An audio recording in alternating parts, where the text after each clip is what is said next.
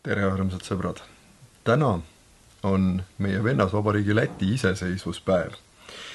Ja seoses sellega tahan ma teile ette lugeda ühe väikese muinasjutu raamatust, mille on läti keeles tõlkinud Valli Helde ja millele on pildid joonistanud ei keegi muu kui Heldur Laretei.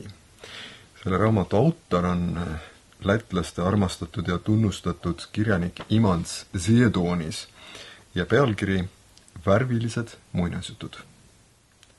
Valge muinasjutt. Eile sadas esimene lumi maha. Nüüd on kõik valge. Kogu maailm on nii valge, et midagi ei ole näha. Valge kana munes valge muna ja kaotas selle lumme ära. Valge kukk kires valge kikerikii. Tema laul lendas üles räästa alla ja külmus seal valgeks jääpurikaks. Valgel oraval sündisid valged oravapojad. Oravakesed hüppasid puude valgetele okstele ja orava ema ei leia neid enam üles. Kõik puud on valged. Kui läbi metsa minna, ei saa aru, kus on puu, kus valge päev. Korstnates tõuseb valget suitsu ja tindipotis on tint valgeks muutunud. Ma ei tea, kas te üldse näete, mis siia on kirjutatud. Me sööme ainult valget saia ja joome valget kohvi. Täna hommikul viksisin saapaid. Saapapiks ka valge. Koiva jõgi on samuti valge.